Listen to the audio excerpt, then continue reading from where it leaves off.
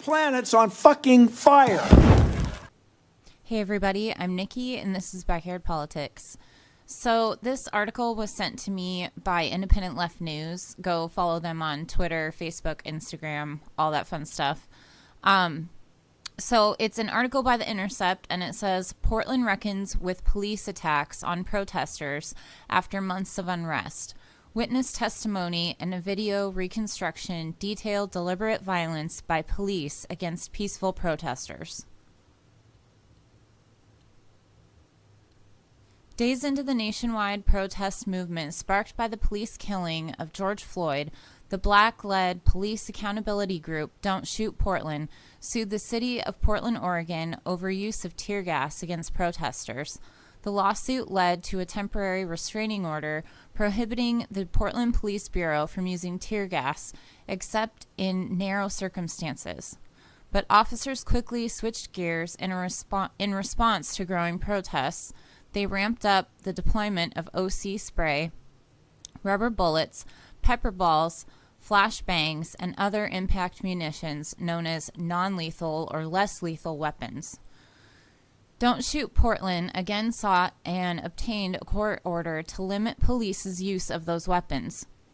Then on June 30th, just 4 days after a federal judge had sided with protesters and issued a restraining order on the use of by police of less lethal weapons, Portland officers meeting protesters outside the local police union building again fired smoke grenades, rubber bullets, and other impact munitions into the crowd, injuring several people. They then declared the protest a riot and deployed tear gas despite the court order restricting its use. They blatantly ignored the order, Ty Carpenter, Don't Shoot Portland's board president, told The Intercept. What happened on June 30th was just an all-out attack on civilians.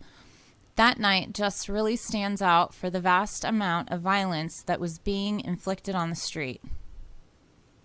And I'm going to link to this article in the description box, so if you guys want to, you can totally follow along with me. In August, as protests in Portland continued uninterrupted for a third month, Don't Shoot Portland filed a new motion asking the federal judge in the case to hold the city in contempt of court over police use of less lethal munitions that night. In a court hearing this week, protesters testified in graphic detail about what they described as an unprovoked violent response to a protest that had been largely peaceful. A spokesperson for the city of Portland declined to comment on pending litigation. Attorneys for the city said in court that police response was based on good faith and reasonable interpretations of the less lethal order. They argued that police were responding to protesters throwing bottles, rocks, and cans and shining green lasers at them, all of which are totally reason to be fired upon, right?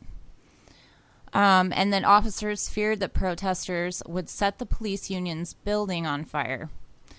In court filings, they wrote that plaintiffs had offered vague descriptions of uses of force such that it is not possible to begin to evaluate whether the uses violate the less lethal order. The implication that a confrontation between protesters and police was too chaotic to discern and that police were justified in their outsized response by some individuals' actions toward them is one that's been regularly invoked following violent repression of protests. Often, the official narrative established by police is hard to challenge in a court setting because evidence is usually messy or incomplete, or the chain of events is obscured in the fog of war surrounding many protests. It's just hard in general to prove anything against police. But the June 30th incidents were not only among the most violent in Portland's summer of protest, they were also some of the best documented, captured in several long videos shot from different angles by protesters and bystanders. It was one of the most heavily visualized nights of the protests, said Carpenter. There were a lot of live streamers there. There were people on their balconies because it was a residential neighborhood. So there's been a lot of talk about how people shouldn't live stream at protests, and I agree to some degree. The protesters should not be outed for their location, etc. However, when the cops come out, that's when the cameras should come out, because this helps in what's about to unfold here.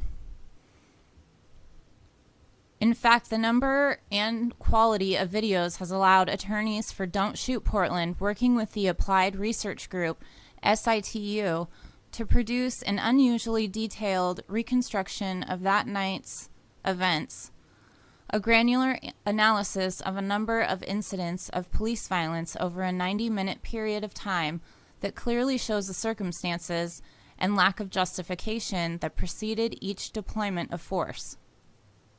The reconstruction, which was shown in court, offered a forensic analysis of a protest with a level of detail that is usually reserved for criminal investigations.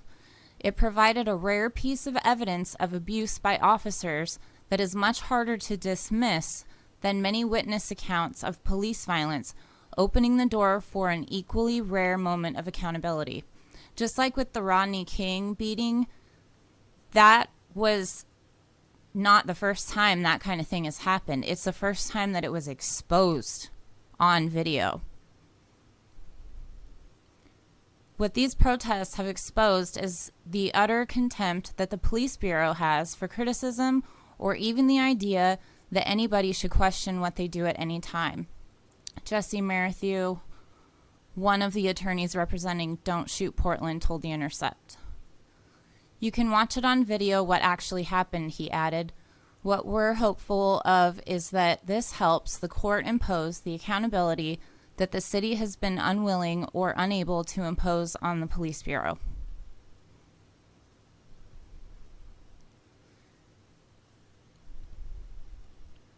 We're going to watch this quick little clip.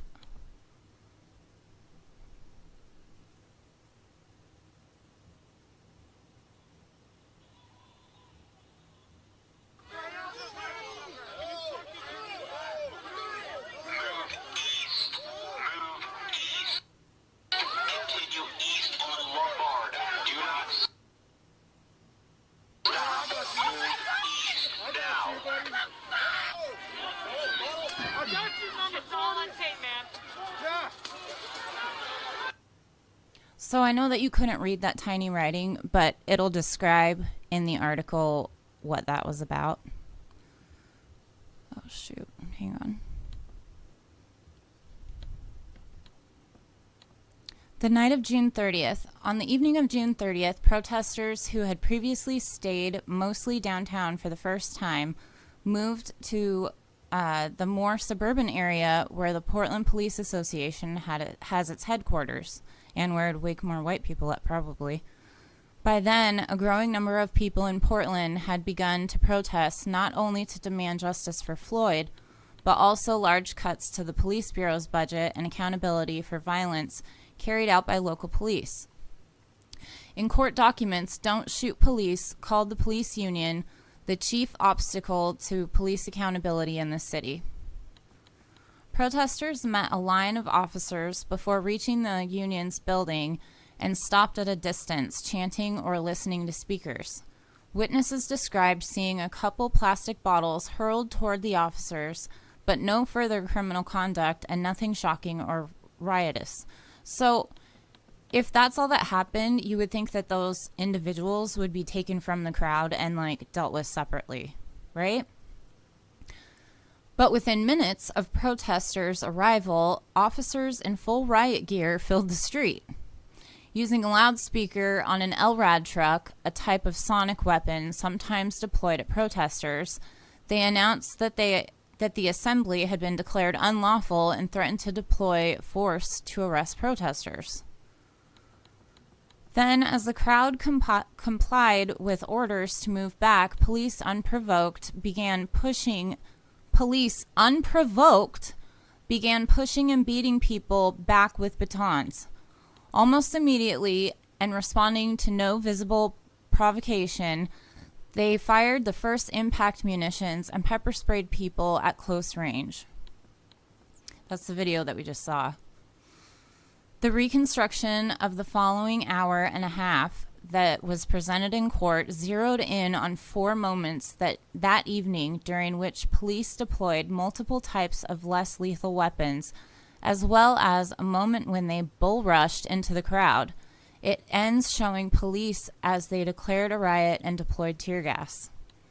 In the first incident, police can be seen shoving and beating people with batons and pepper spraying them in the face before shooting munitions at them at close range, even as protesters are moving back as directed. Police are also shown grabbing a protester, holding a banner, ripping it, and preventing people from dispersing despite ordering them to do so.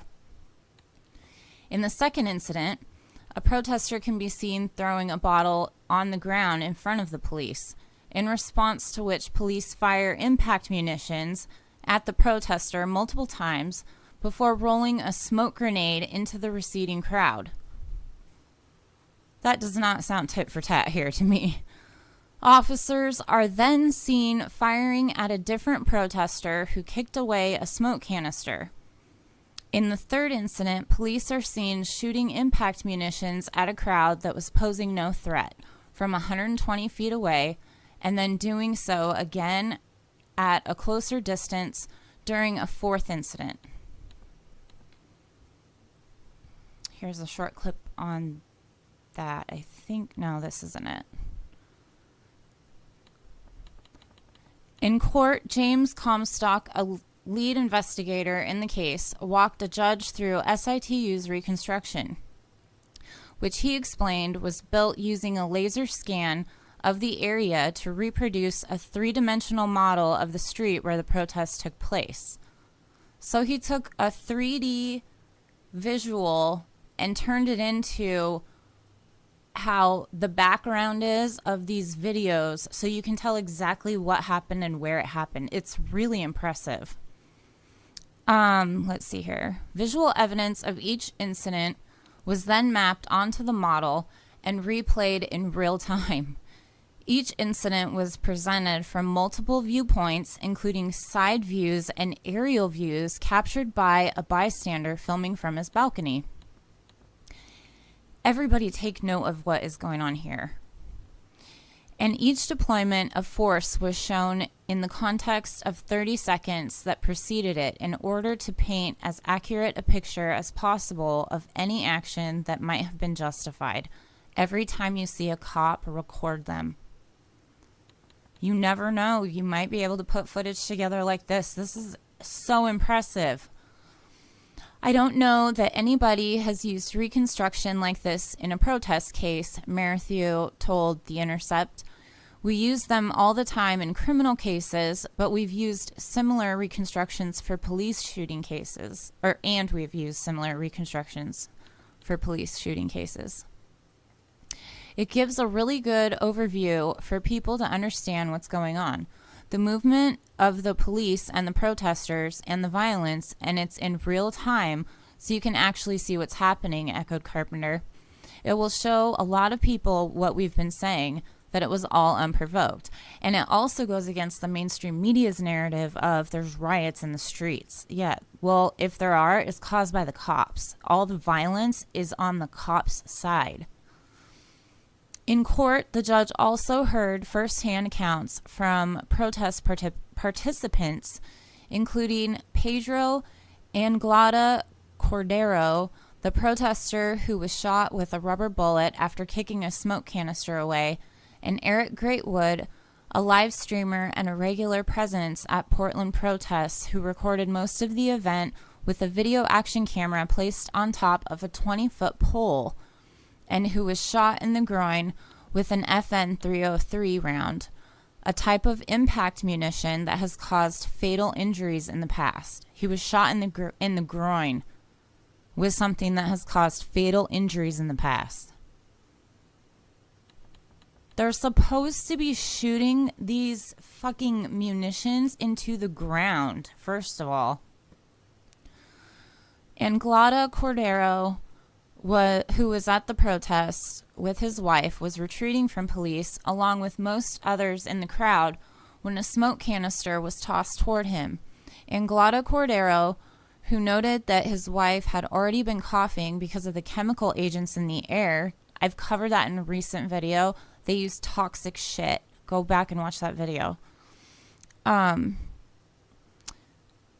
Said that he instinctively moved to kick the can away. So let me reread that. Anglada Cordero, who noted that his wife had already been coughing because of the chemical agents in the air, said that he instinctively moved to kick the can away. When the can barely moved, he took a few more steps and kicked it further away, the video shows. Police immediately shot him with rubber bullets, hitting him once behind the knee and once in the thigh, and leaving tennis ball-sized bruises later documented in court filings. My first spontaneous reaction was to get it away from us, he told The Intercept, referring to the canister. It was in my interest to keep our immediate group safe from being exposed to more agents. Natural reaction, right? But police took the gesture, of course, as an attack on them, and right after he kicked the canister, things escalated quickly, Anglada Cordero said. Moments later, someone who tried to grab and toss the can was tackled to the ground.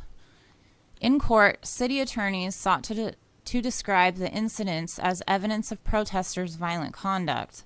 Anglada Cordero said he was just trying to protect his wife, himself, and those in his immediate vicinity. The moment they toss a smoke canister our way, and the moment someone kicks it back, that constitutes a reason for them to escalate and retaliate, he told The Intercept. So suddenly they are in the right to use ammunition against the crowd, but the crowd has no right to defend themselves. This is, I think, the video I was looking for.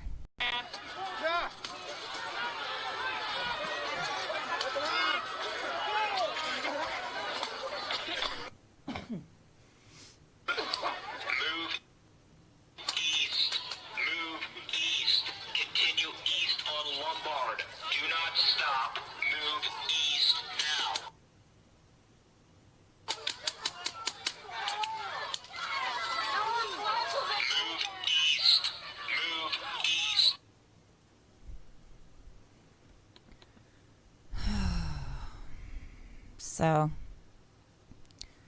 this is just, it's awesome that they caught this on video. It's awesome that they could find enough people to put it all together and then find enough citizens and activists that could put everything together, including the 3D model of what you saw around it, so it could show exactly where it was to prove that these cops are the ones being violent.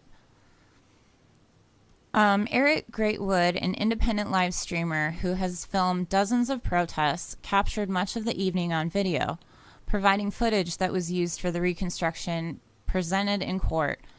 At one time, officers recognized him and called him by name, ordering him to move back.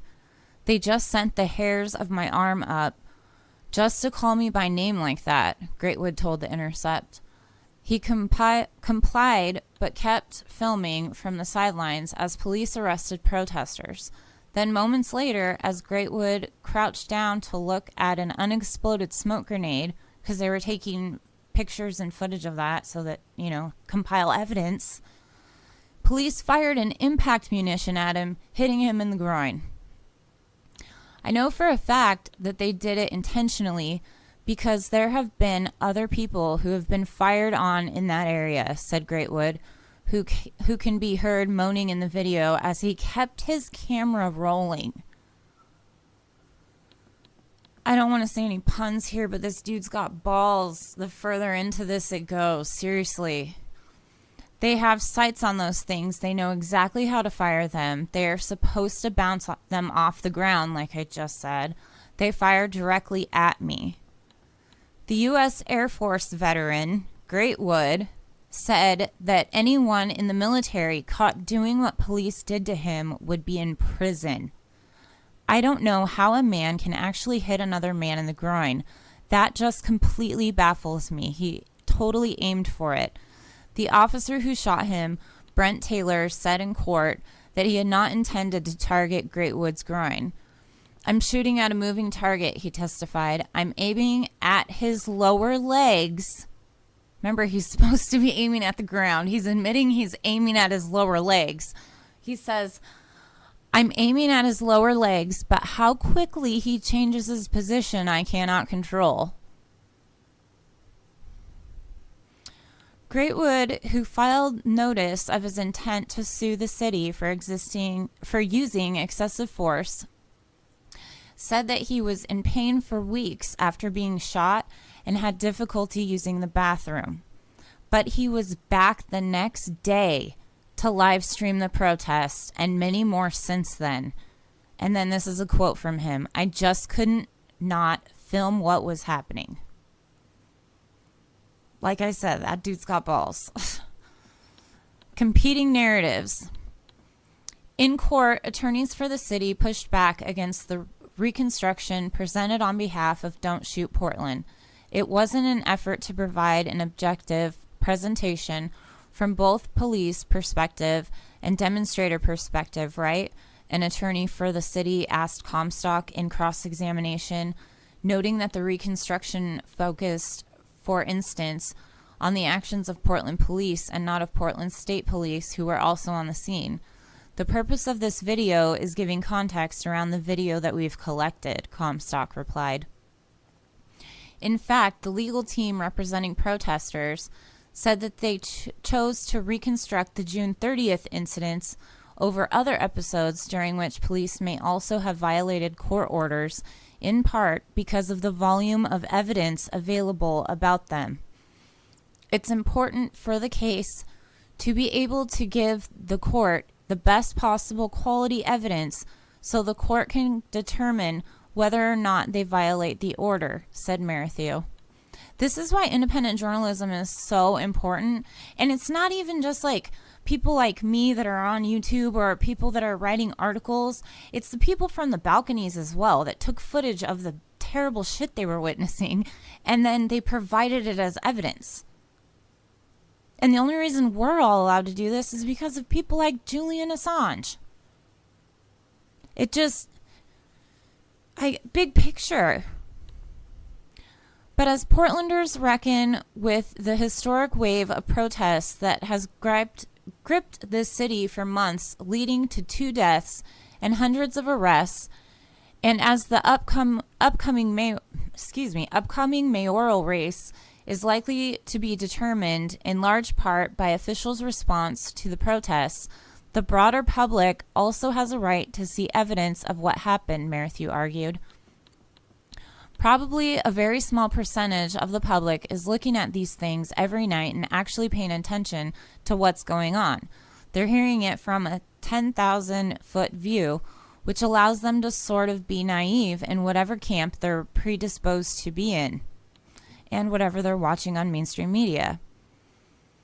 It goes on to say, we're trying to bring the same quality of evidence to the public as we are to the court, because the public needs to understand that the justifications that are being made by the Bureau are false. The public needs to understand what these public employees are doing in their name. The impulse to discern and record what was happening is also what drove Greatwood to start live streaming the protests in Portland. I've seen a lot of footage that was basically just backs of people's heads, and there was a lot of chaos, but you couldn't see anything, he said, adding that his video camera, placed on top of a pole or sometimes on a drone, offers a bird's eye view of the protests.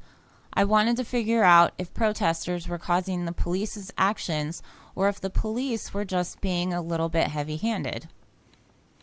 Greatwood said that he has always been respectful toward officers at protests, getting out of their way when he asked, and limiting himself to documenting what was happening, including on June 30th. But he felt he had been targeted that night because he was there with a camera. We've seen that all over the place. They go after the press. It says they are probably upset because they know that they have been acting out of line and they don't like it being broadcast. He said, if you are doing things that are proper, you shouldn't be afraid of a camera and the truth. That night, he said, he had seen barely anything happening before police unleashed on protesters. I saw more things that seemed blown out of proportion when it came to the police providing footage or photos to the press, he added. I felt like there was a lot of gaslighting from the police and that there was not a whole lot that the protesters were doing to get them egged on. Others who testified last week also said that regardless of the outcome in court, it was important for Portland residents to document and address the harm and trauma inflicted on countless protesters over the last months. There are so many people that have gone through something so similar to what I went through that night, said Anglada Cordero, who after being shot helped other protesters who were maced at close range and couldn't breathe. When you go through such an experience and you see others hurt, then you feel compelled to come out and be in solidarity with others. And that's what happens every night. When people are getting hurt, more people come out and help each other. The judge in this case is expected to rule on whether to hold the city in contempt of court in the coming days. It's hard to have faith in the court system when it's been proven all your life that your civil liberties don't matter, said Carpenter of Don't Shoot Portland. But the trauma and the violence have been clearly documented on the record. They're facts and they can't be ignored. Even with the way that our justice system works, there has to be accountability. So I urge you to go to Don't Shoot Portland. I think it's .org, but I will link to it in the description box. And there's more information on this. And again, I will link to this article in the description box below so you guys can read it as well. And until next time, Medicare be with you.